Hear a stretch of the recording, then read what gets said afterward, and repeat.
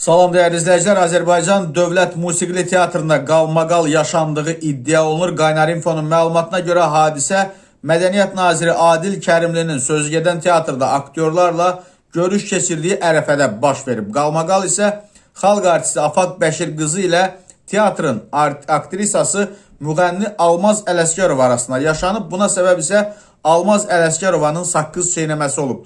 Afaq Bəşir qızı iclas iştirakçılarından birinin saqqız çeynədiyini eşidib, iddiaya görə aktrisanın əsəbləri buna dözməyib və ucadan bu qələti edən kimdir deyə iştirakçılara səslənib. Bu zaman Almaz Ələsgərova qələti sən özün edirsən cavabını verib.